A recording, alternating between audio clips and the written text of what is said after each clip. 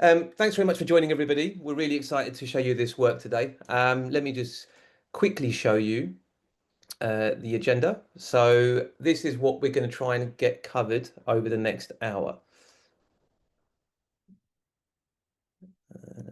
There we go. Nope, I've skipped past the agenda. It's a little bit sticky. Right.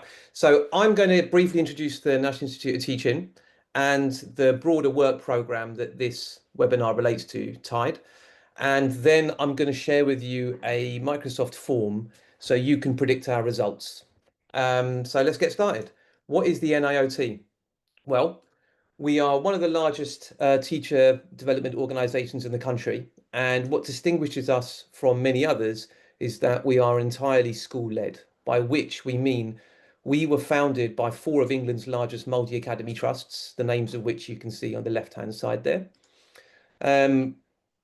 200 schools, disproportionately serving a disadvantaged community across the country, and all types of schools and all types of phases.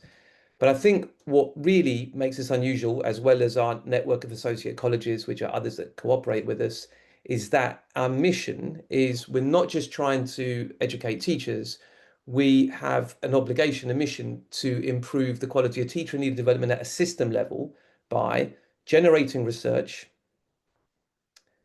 applying insights into our teacher development programs, and sharing all of those with the sector. So that is today is very much part of that. Right, let's first of all talk about one project that we've been working on called the TED. Obviously, this is AI generated, and more of that later. So the TED is the Teacher Education Dataset. Now, we are all about working out how to help teachers become more effective. That's challenging because the way the English data system is set up, everybody's doing different tests other than GCSEs or Key Stage 2, and everyone's doing different tests. It's very hard to compare the results of one teacher with the results of another teacher because it's apples and oranges. However, in the large mats that founded us, this is possible because many children do the same assessment, often 3,000 or 4,000 in a cohort. We're taking all of those assessment results and putting them into one big secure database. So far, it's not just our founding mats, but a couple of others too. Thousands of teachers, many thousands of pupils, and millions of assessment results. Excuse me, the animation's a little bit sticky. Right.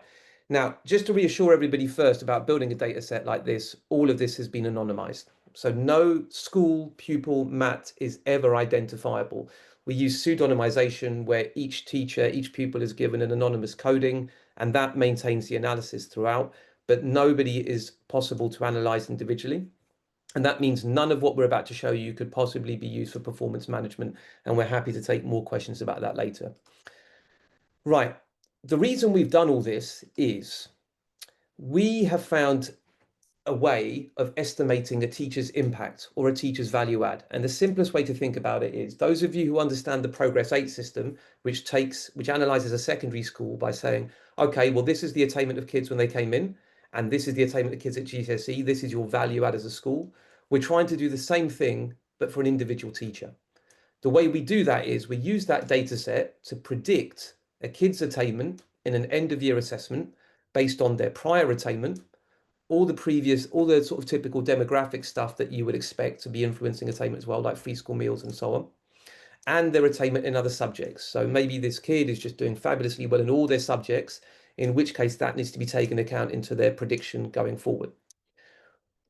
Our simple idea is that if teachers are regularly outperforming predictions, then we say they have a positive value add, right? So if one teacher, just year after year, their classes seem to be doing better than you would expect, given all this information, something great is going on with that teacher, and vice versa. That's our simple measure. And when we run that analysis, this is what it looks like. Now, forgive me for a second. I'll just take a second to explain. What we've got here is we've done that analysis on hundreds of teachers within a multi-academy trust. And what you can see here is teachers below the x-axis are achieving less than expected progress, and teachers above the x-axis are achieving more than expected progress. And then what we've done is we've ranked those teachers from left to right. Okay, so the lowest progress teachers are on the left and the highest progress teachers are on the right. Now, let's just take a typical teacher at the middle. They're delivering expected progress. And just to explain that thin line around it, that's the confidence interval. That means because it overlaps 0, overlaps the x-axis, we say, yeah, that teacher, we can't say they're above expected or below expected because the confidence interval overlaps 0. The same is true for this teacher up here on the right-hand side. Although it looks like above expected progress, their confidence interval overlaps 0. So we say, okay, we can't really say with confidence that they're doing anything particularly amazing or terrible. However, at the tails, at the edges, we're quite interested in what's going on up here on the right-hand side, where a small group of teachers seem to be outperforming expectations, and over here, a small group of teachers seem to be underperforming expectations. So in there, we hope, lies something interesting. Okay, just in the interest of time, I'll keep this going quickly, but those of you who have taught before might be interested in this. If we take an individual teacher with above expected value add towards the top end, what's interesting is even for them, there's a range within the teacher. They've got some classes below expectations and some classes above. This is quite nice. I'm a teacher myself. It's nice to know that no matter how good a teacher is, everybody's got that class where they puff their cheeks out a little bit and goes, oh God, not this again, right? So that is an interesting thing that rings true to existing classroom teachers. Nobody is brilliant all the time. Nobody is struggling all of the time. Okay, so if we can discover that we've got some teachers who are doing better than others, obviously the next question is why and what can we do about it? So the work program, which has been very generously funded by the Nuffield Foundation, is called Teacher Improvement Through Data and Evaluation. We're lucky to be working with these wonderful people here, some of whom are joining in the talk a bit more in a moment. And we're going to explore our measure of teacher value add over the next few years. We'll be looking at what contributes to it. Okay. Now we've got lots and lots of research questions, more than I really have time to tell you about now. So I'm going to keep on moving, but we're going to try and look at, right, all the different contributors to teacher value add. So if you look on the left-hand side, we're trying to work out, is it possible to measure teacher impact? Secondly, we're going to be looking at, did teachers with a certain training route or pathway, perhaps a PGCE, maybe schools direct, do they do better? We'll be looking at how teacher value add changes with the experience of the teacher. Most interesting, I think, we're going to be looking at what is it that high value add teachers are doing in the classroom that other teachers are not doing, initially using observation data and later using AI to get some data, which Bronte's going to talk more about later. And then once we've got some information about what it is that predicts teacher value add, we're going to try and design an intervention to improve teacher coaching, and then we'll run that as a randomized controlled trial. Now, that's a very, very quick explanation. So Becky, Sam, Bronte, and others can tell you more. In the meantime, right, what we would like you to do, please, is you can either, using your phone camera, follow that QR code, or if you follow the link to the form that Stephen is about to post in the chat, you can predict our results. We are interested to know, before we run this analysis, because we haven't done it yet, what do you think will predict teacher value add? Maybe you think it's all experience. Maybe you think it's teaching route. And when we get to the point of looking at what classroom practices and competencies are important, we're interested to know, do you think maybe the most important thing is behavior management? Maybe it all comes down to the quality of your questioning, right? So you can fill out that survey. It would be great if you could do it whilst this talk is going on, because I would like to share everybody's results at the end of the talk. Right. I should say one more thing. You've probably got questions. We're going to take a load of questions at the end, but if you've got questions, feel free to just drop them in the chat now so we can start preparing good answers for you. And I am going to hand over to John for the next part of the chat. Thank you, everyone.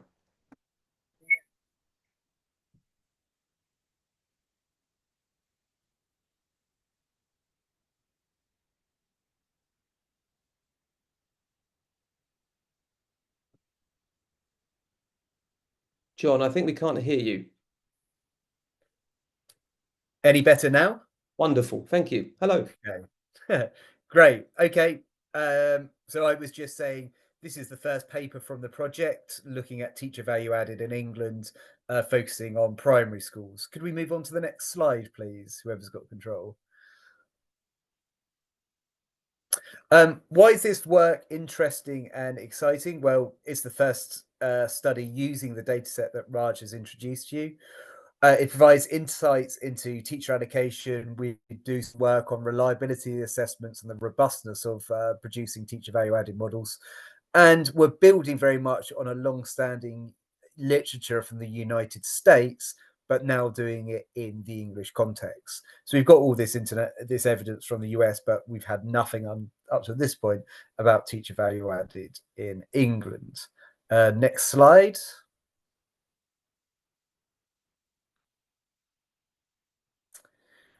Raj mentioned that we have 6 maps in the data set in total. This uses data from 29 primary schools across 2 multi-academy trusts. It's got just under 300 teachers in the analysis from the 2022-23 and 2023-24 academic year. Looking at primary schools is nice in some ways because the data set for these maps have termly information on reading test scores and mathematics test scores, and along with a lot of other demographic characteristics and things like attendance as well. So the fact that they've got standardized tests that are used across these 2 maps make them kind of the ideal starting point for our work on teacher value added. Next slide.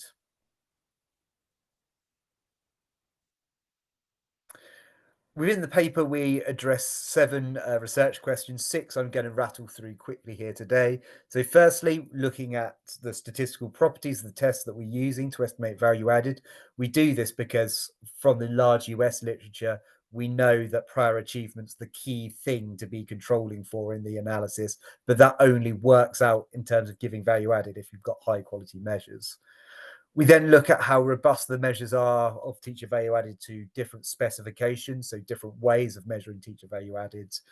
We then look at the differences in value added in terms of maths achievement versus reading achievement, but also in terms of things like attendance as well. So do individual teachers influence pupil attendance in primary schools? And then we just final research question, we talk about the caveats that are needed with interpreting these things as the effect of teachers. So next slide, please. What do we learn from research question 1? Well, actually, reassuringly, the assessment quality seems to be quite high. The tests are strongly correlated across the different terms and are also strongly correlated as well with Key Stage 2 scores. This is reassuring because by having strong correlations over time, it should give us good controls for prior pupil characteristics in terms of reading and maths to measure these kind of, to act as a baseline in these value added measures. Next slide. Research question 2 focused on research on stability and estimates across models. So here, basically, what we did was say, okay, if we just take into account the prior achievement of pupils and then measure value added over the academic year across teachers, is that similar to if we also take into account the demographic pupils of kids in the teacher's class, selected class characteristics, selected school characteristics? And what we end up finding is a replication of results from the US literature that actually model specification after you've taken into account a good measure of prior achievement doesn't really change a lot.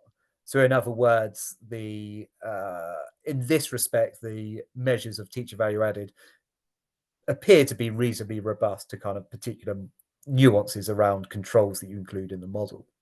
Next slide, please.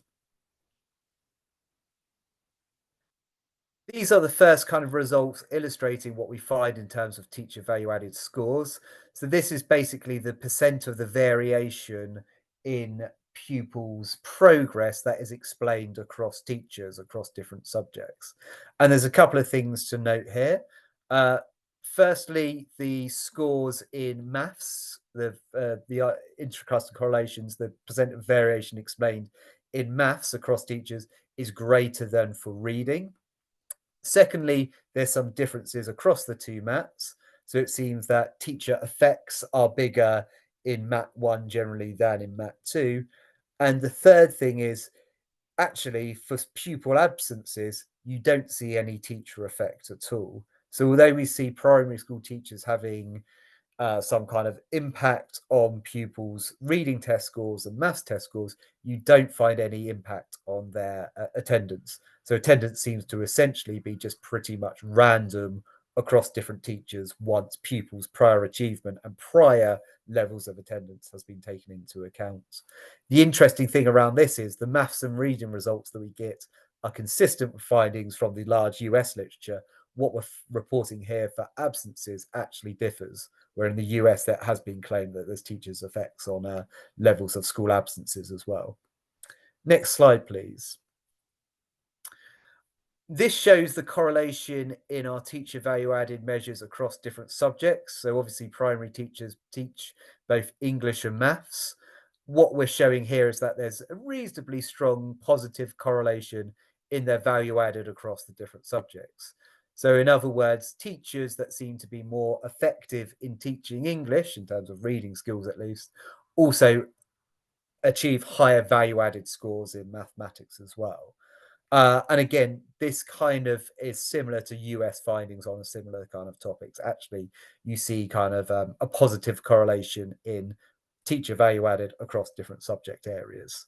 If we go on to the next slide, it's going to reiterate what I was saying for attendance, where actually along the horizontal axis is the value added of teachers in maths, up the vertical axis is the impact of teachers on pupils' attendance, and you can see it's pretty much just a random mess, right? There's no correlation between the two. What's driving this result is what I was saying about teacher effects on attendance. It seems to be pretty much random noise once you take into account children's prior achievement. So that's what's driving the fact there's no kind of particular correlation within this graph. If we go on to the next slide, we also tried different ways of specifying this value added model to see if it makes much of a difference. We use something called a standard value added model versus student growth percentiles, which is something that has emerged in some US states, which is kind of how they sometimes measure teacher value added. And we basically find it makes no difference between the two. And the final research question, which we'll go on to in the next slide, is basically caveating all of these findings in terms of, well, are these really kind of, are we sure these are the effects of teachers? The caveats we can need to put around the data is this analysis was only based on 2 years of data. We can't do long-term checks in stability of these kind of value-added estimates. The teacher sample size in this analysis was small. It was only just under 300 teachers, so things are, reasonably imprecise. We focused on reading and maths outcome with some on attendance, but we haven't looked at things like wider skills, which teachers obviously might also impact, particularly primary teachers on pupils. And the final kind of point I'll make is in the middle down the bottom, which is something that's not been reported so much in the US literature on this, is that actually, if you need to interpret these as the effects of teachers, what's happening in terms of teaching assistant allocations, right? These are unlikely to be random within schools, but we're unable to control or account for them within our analysis. So we're not quite sure yet, at least, about how that might impact the results of value added in the primary school context.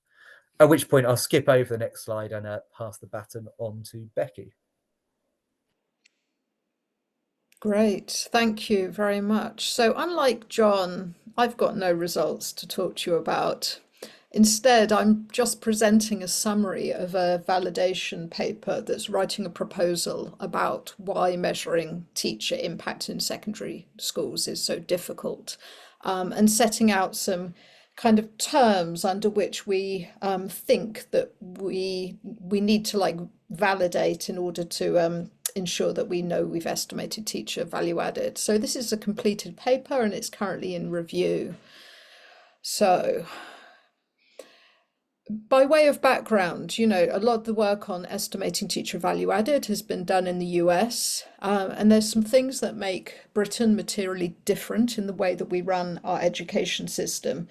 And the paper discusses them, but in short, we've got a lot of complexity in terms of pupil assignment, both to schools and to classes within schools. And we can't treat either of those as being randomly assigned.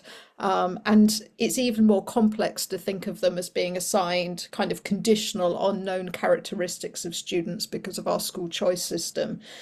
And then when we think about within class allocation, once we get to the secondary school stage, we've obviously got all kinds of like ability sorting going on within the classroom, particularly in these kind of big set piece core subjects, which are the ones we're particularly able to estimate value added in.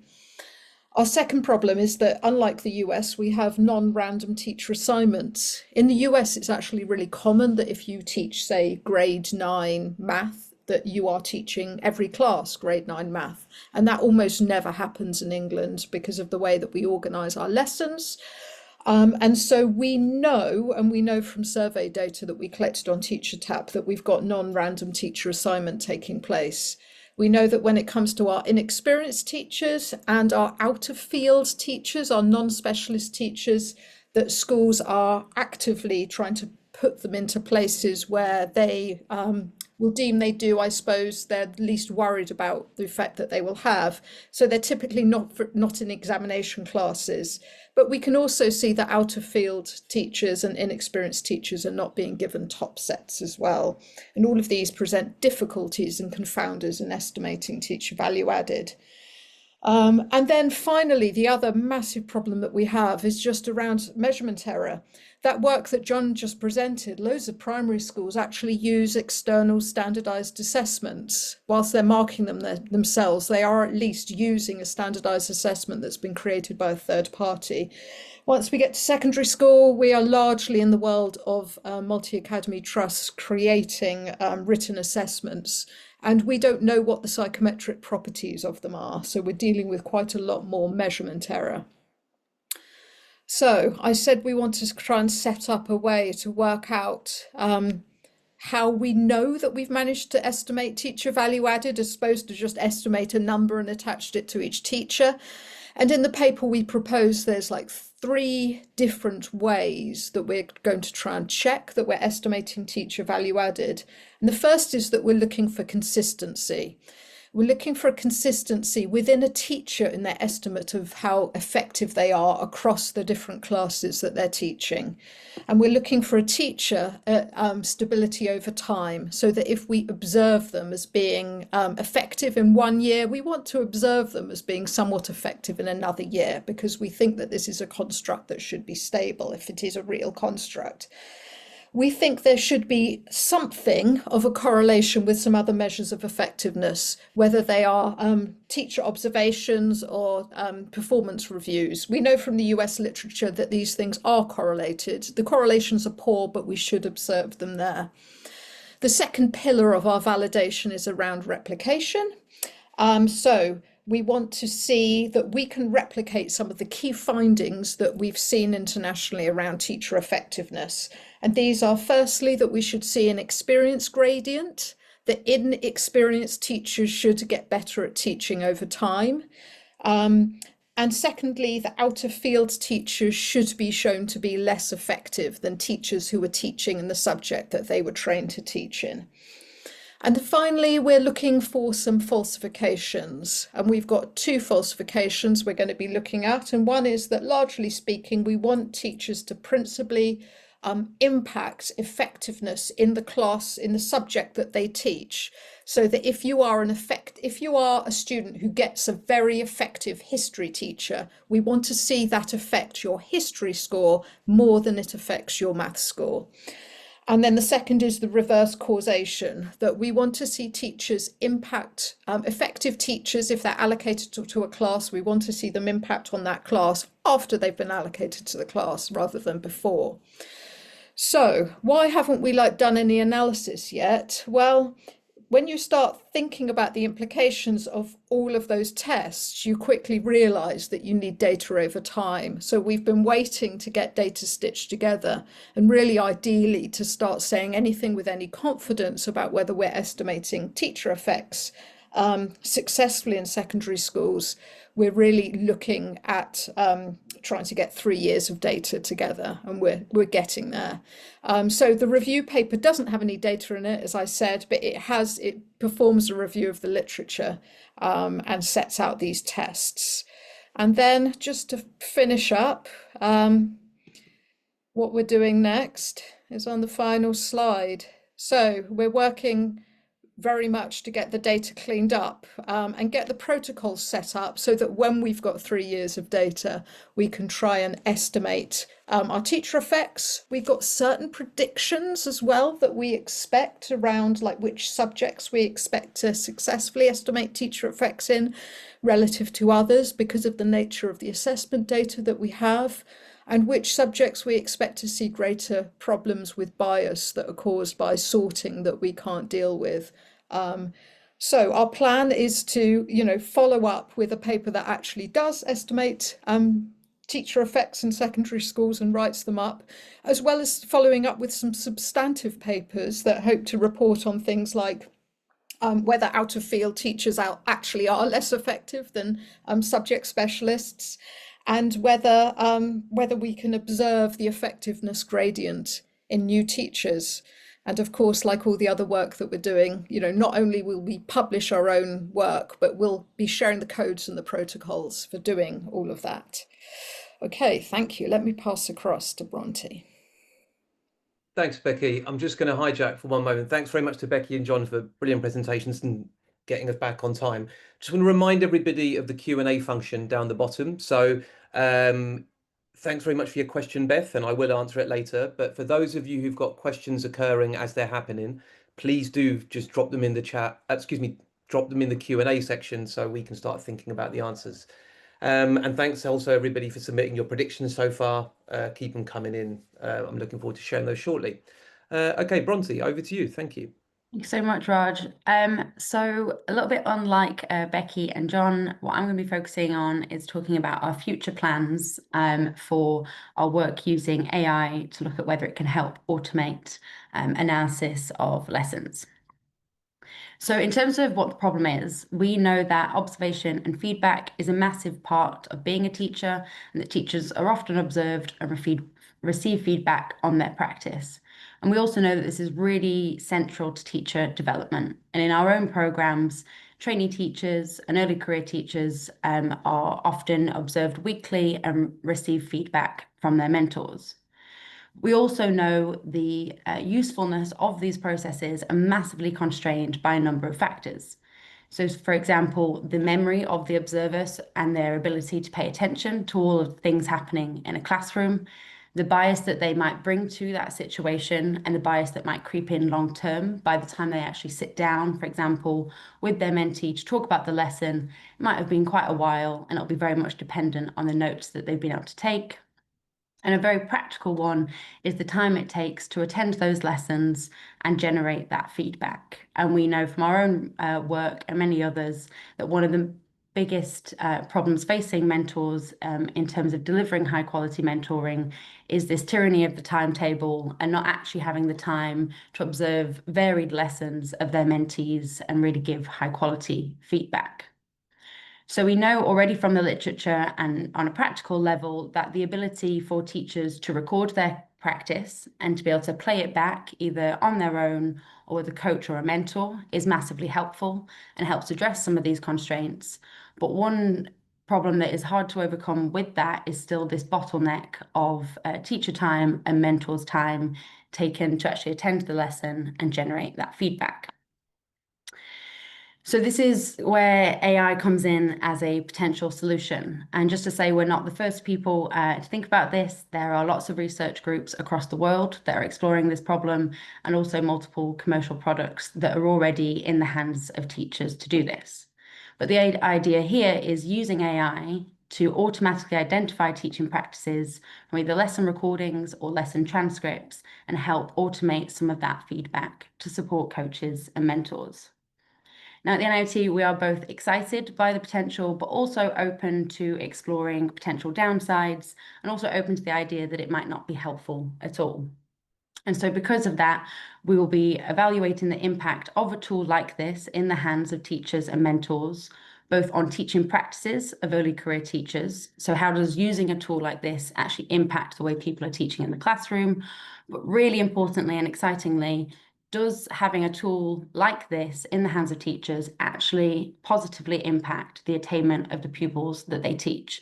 And we're really excited about this because we're able to do this because of this teacher education data set and because of our ability to estimate teacher value added, which is not something to our knowledge anybody has actually done so far in terms of pupil attainment and the use of these tools. So at a very zoomed out level, what is it that we're going to do? So I'm just focusing on the three main stages of this project. The first is that we're going to develop our own AI model to identify teaching practices from lesson transcripts. And aside there is one question you might have is why not use existing tools that are out there, commercial products? There are plenty of really good ones. And some of the reasons are we're massively behind the idea of transparency, so open sharing of the data that has been used to train the models and also the code underlying it. And often if it's a proprietary product, that transparency just doesn't exist. We're also really keen on making sure that this tool is highly relevant to our early career teachers. So making sure that the tool and the feedback that's being generated from it is aligned with the needs of our early career teachers and their mentors according to what they're doing on our program. And we also want to make sure that we're able to control the model itself and not be kind of subject to updates that we can't control, for example, in like a black box model. So that's why we're going to go to all the effort of developing our own model. And if it is sufficiently accurate and robust and we're happy with it, we'll then move to the next stage of integrating that AI model with a mentor-facing feedback tool that will be in the hands of early career teacher mentors that they can use to support their ECTs. And the final stage that I've already talked about is the importance of then evaluating the impact of that tool in a randomized control trial in the third year. So just zooming in a little bit into the process of developing that AI model, there are three main stages, and I'll keep it pretty high level because I know that there's a whole host of people here. But the first is that we need lots and lots of data to train the model on. So in this case, we'll be asking our early career teachers on our programs next year to record their lessons using a secure web-based tool that we will be developing and will be part of their virtual learning environment that they use anyway as part of their program. The next step, which is really important, is we have all of these lesson transcripts, but in order for a model to know what's going on, we will have human experts go through those transcripts and label them with the classroom practices that we care about. And so the idea here is to end up with a data set of expertly labeled lesson transcripts and hopefully around 1,000. And then again, like I said, I know that there's a few people may be more or less familiar with machine learning methods. So just to make this a little bit more concrete, when I say label and what does that look like and why are we doing it, this is an example from an open data set by TalkMoves, where on the left-hand side, you have specific utterances from a lesson, so from a teacher. And then on the right-hand side, you have a human going through, a human expert tagging that with when it's an example of a certain classroom practice. So I know it's pretty small, but the first one being an example of keeping everyone together in the classroom. So that's what we'll do with thousands of recordings. And then the last stage is we take this labeled data and then we feed it through a classification model so that it can then automatically identify these practices when we give it new data. So it learns the patterns and then can make a prediction when we give it new data in the future. So one thing I really wanted to emphasize is, like Roger said at the beginning, we're very much a school-led organization, and we are very much aware that a project like this needs to be done very carefully and not to be rushed. And as part of our school-led work, we have an expert working group that provides guidance on the whole of the TIDE project and also on this element of it.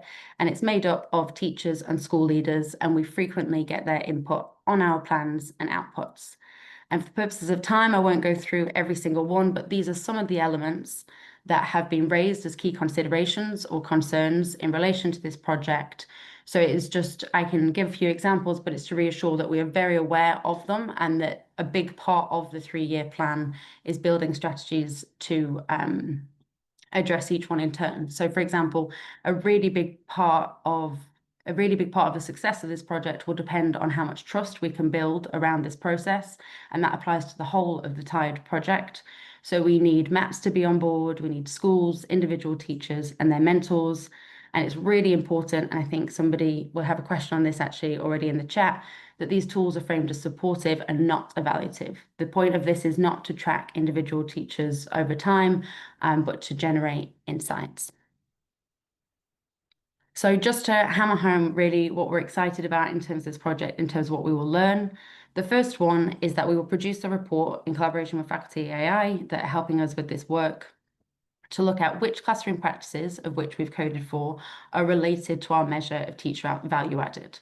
So this is really strengthening the evidence base in terms of across all of these early career teachers, we have a way of knowing what it is that they're doing in their classrooms.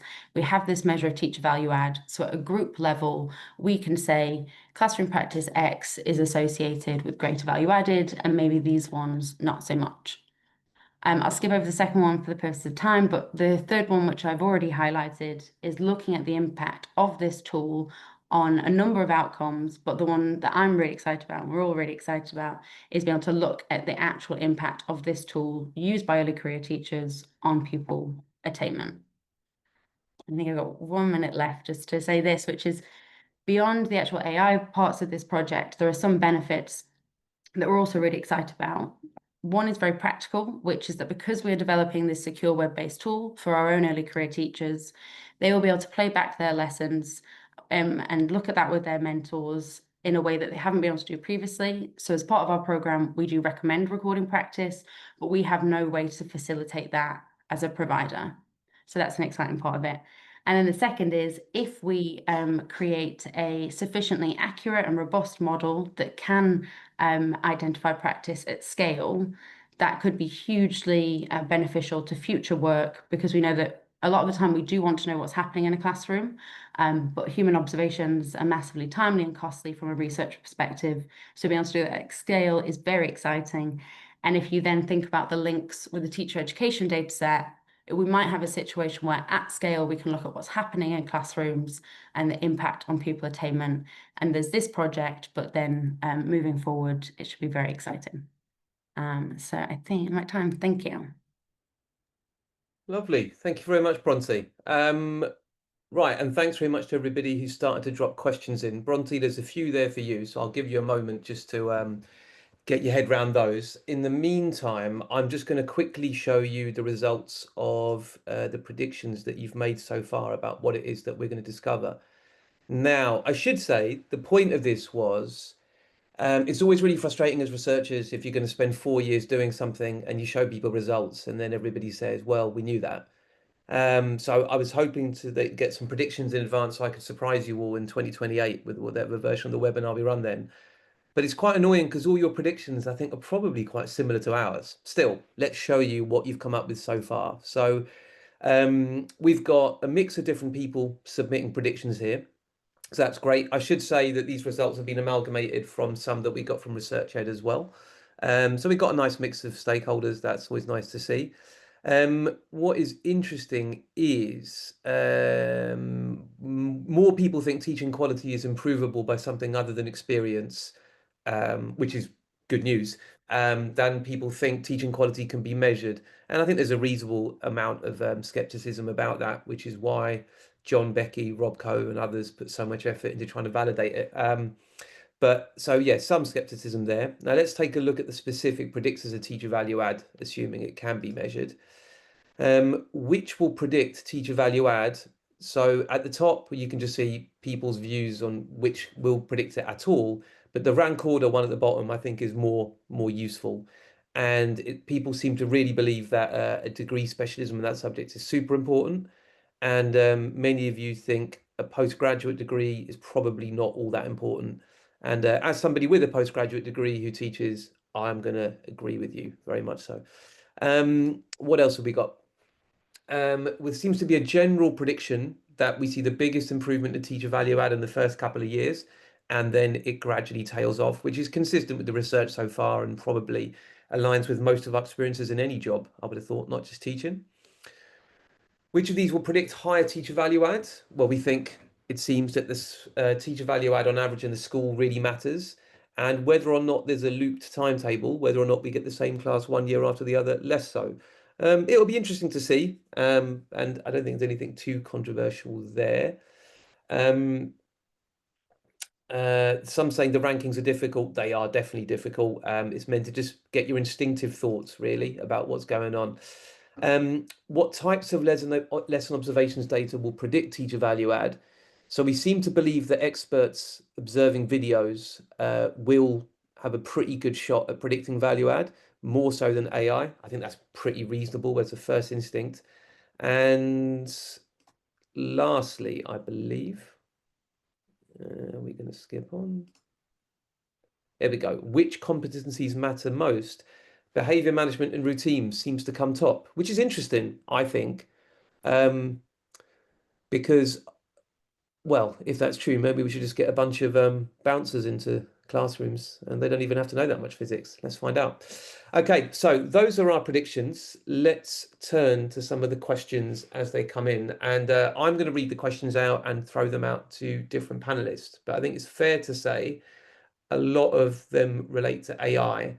And Bronte, I'm going to come to those in a moment. But the first question, I'm interested in the take on from Becky and John as well, and any of the other panelists who want to mention it. So we've got the first question. It's fascinating and an incredible way to look at what makes a teacher get the highest possible outcomes.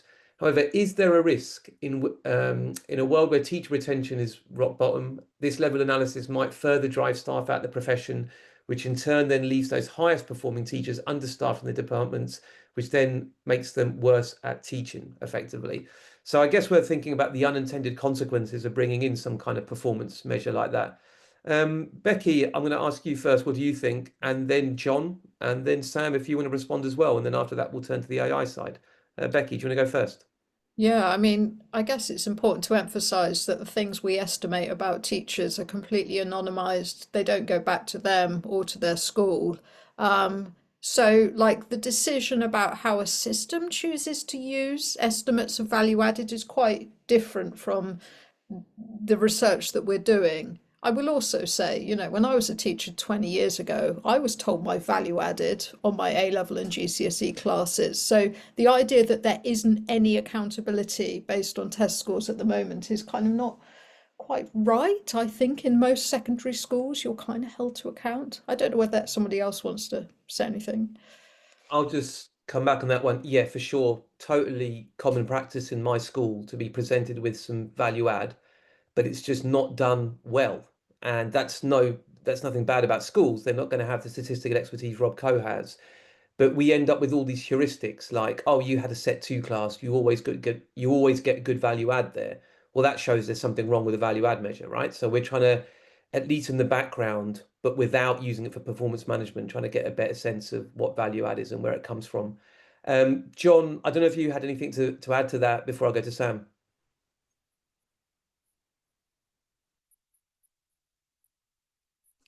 Sorry, John, again, we've lost your audio. Any better? Yep, that's it. Thank you. Yeah.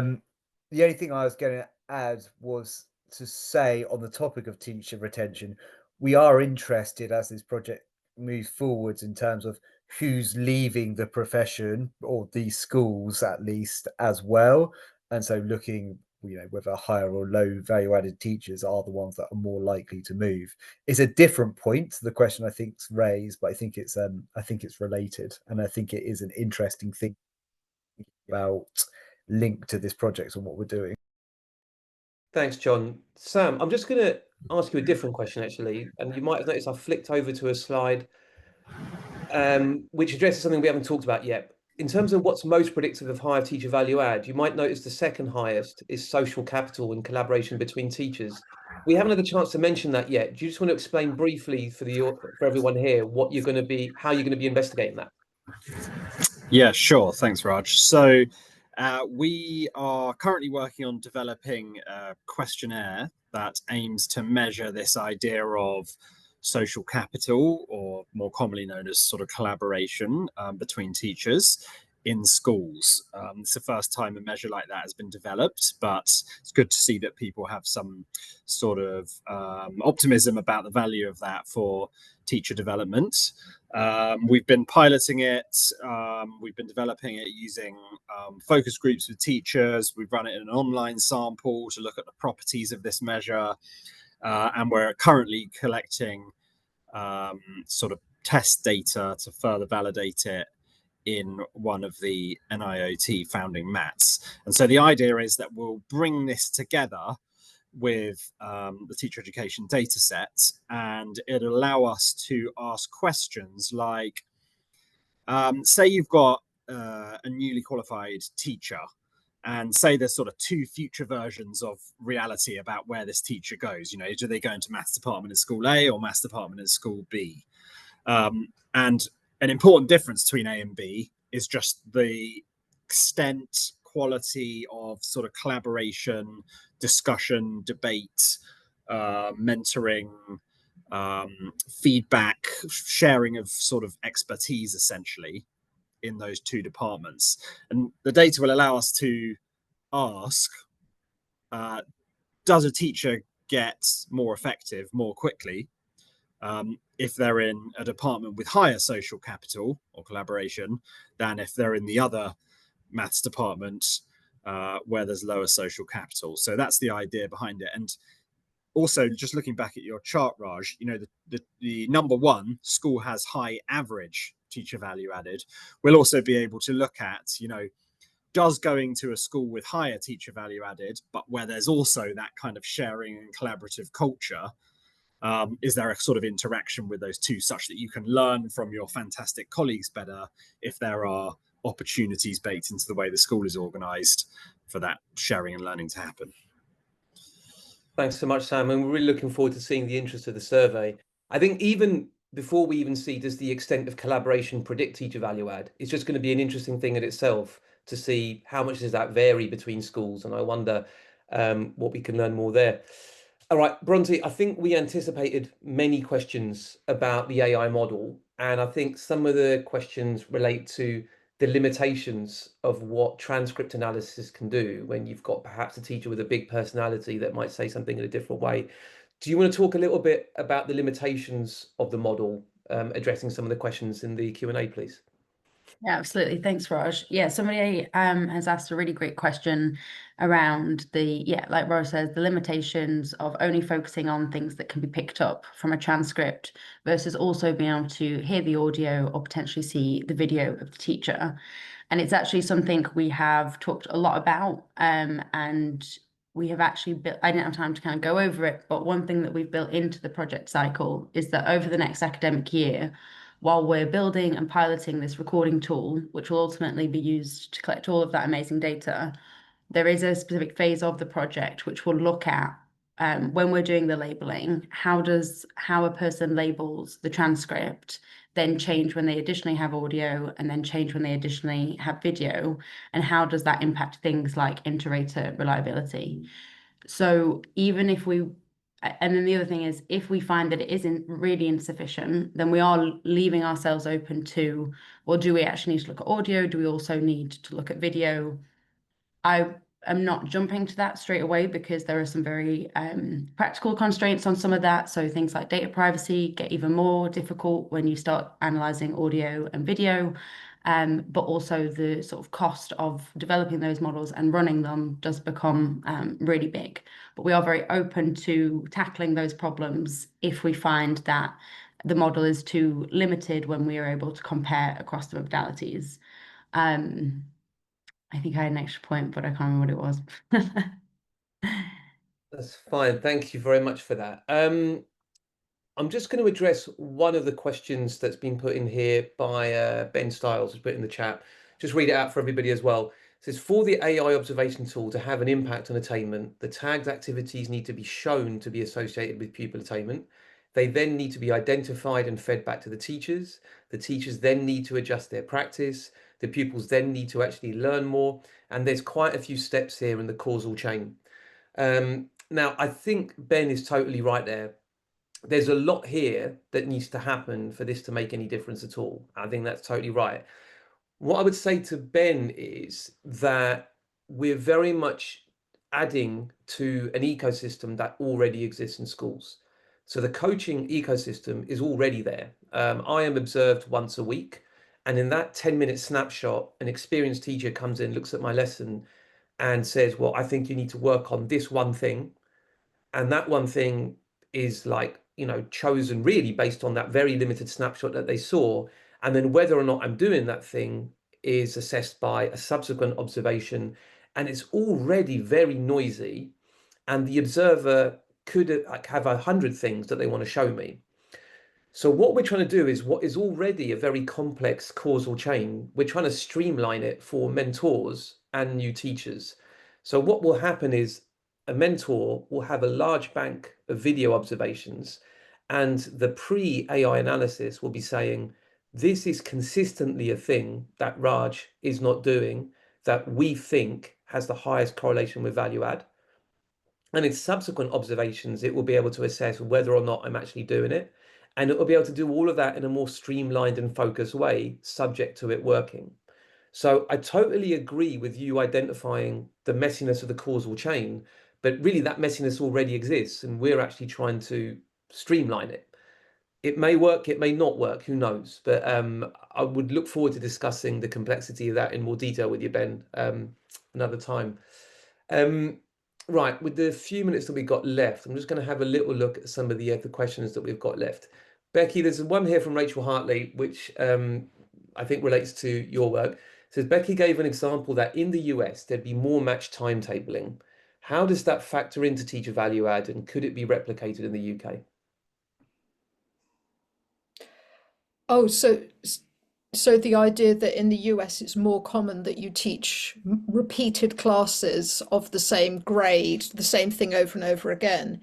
Yeah, so the reason why we don't typically do it that way is that once you've got only one subject in a school that wants to organise some sort of attainment grouping, you suddenly get yourself into a position where you've got to timetable a load of maths classes together, which then drives other subjects being timetabled together at the same time. So that's why it's actually quite rare for teachers in England to teach two groups of the same year group at the same time. So like to ask like, what's the implications? Like we don't know actually. It's one of the many things like we don't know. Like John mentioned, was it John who mentioned looping? We've mentioned looping a little bit. The idea of retaining a class is one kind of substantive question. The other question is whether teaching the same thing over and over again makes you a better teacher. We don't know the answer to that. We may not have enough opportunities to find it out. I think Sam wants to come in. Come in and say something, Sam. Yeah, just on top of what Becky said, there's an interaction here between some of the different research questions that we've been mentioning. For example, this famous finding from the US that teachers measured value added, increases rapidly over the early career, but then pretty quickly levels off. Where some of that data is based on schools in the US that have teachers just teaching all grade 9 maths and so on. The shape of that curve might be driven by the way that teachers are assigned there. And if you're teaching multiple different year groups and therefore multiple different topics, it's plausible that that curve in England, keep on rising for a lot longer than, the evidence from the US leads us to believe. And there's some evidence from a study by David Blazer showing that teachers that are kept teaching the same, what we would call year groups, do get better for longer than teachers that get moved around. So I think it's indeed very plausible that that will be one of the ways that our results will differ from the US results, may be that we find a different kind of, returns to experience curve, given these institutional differences that Becky mentioned in how teachers are assigned to pupils and year groups. Thanks very much, Sam. Just before we go, there's two really good questions I want to address here. One is, someone said, if I was still a teacher, I would be worried that something like this would be seen as hard data and impact on my progression and pay. Now, I think I'm pleased somebody's asked this. I just want to repeat something really important about what we're doing here. No researcher will ever know who any of these teachers are. So when we obtain these data from our participating mats, the data are already anonymized. Then we analyze the data and we generate grouped results. So we would be able to say something like, on average, this is the improvement in teacher value add over time, or on average, physics teachers with a physics degree seem to generate this much more teacher value add. But we would also be able to say, well, that's just a prediction, right? That's not true for all teachers. There'll be some excellent physics teachers who don't have a physics degree, right? And the idea with that grouped anonymized analysis is the insights are meant to drive system level or policy level changes to help generate more of the avenues where teacher value add is coming from. It simply will not be possible to use this as a performance management tool. And so I'm pleased somebody asked, because it's an opportunity to reassure that one more time, that that absolutely will not be the case. And then just one other question that I would like to address in the last minute that we've got here, and sorry for taking the liberty of the chair to do it myself. There's a question here about the personalities, confidence, and well-roundedness of teachers. So teaching is a wonderful job. I love doing it. And one of the reasons I love doing it is the relationship and personality that goes on in a classroom, especially with an exam class that I've been working with for a few years. We absolutely want to preserve that. And one thing that I think is going on is, if we look at the status quo, teachers are told what to do all the time. You should stand up when you do this. You should sit down. You should show students the answers. You shouldn't show students the answers. You're talking too much. You're not talking enough. Your hands are moving around and so on, right? It would be lovely to be able to show with data, most of that stuff just doesn't matter. Let the teacher do that, how they want to do it, right? And what we say is, these are the things that matter. Make sure that the teacher is doing these things correctly, and the rest of it is totally up to them. So I would hope that we can just inform that discussion about what teachers really need to do as part of doing it properly, and what is completely up to them and their personality over time. And we would very much hope to respect the fact that teachers have got to have some autonomy to do it their way, because otherwise it's a pretty challenging job.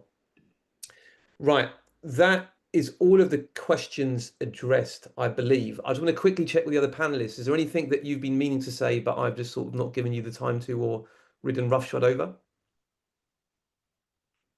Everyone's happy, everyone's smiling. Great, thank you. If we go to the next slide, you can contact us there, research@niot.org.uk, with any specific questions, and we'd be delighted to continue the dialogue going by email. But otherwise, thanks very much for joining us on this sunny afternoon, and hopefully you can go out and enjoy the rest of it. Thanks very much. Thanks, everybody.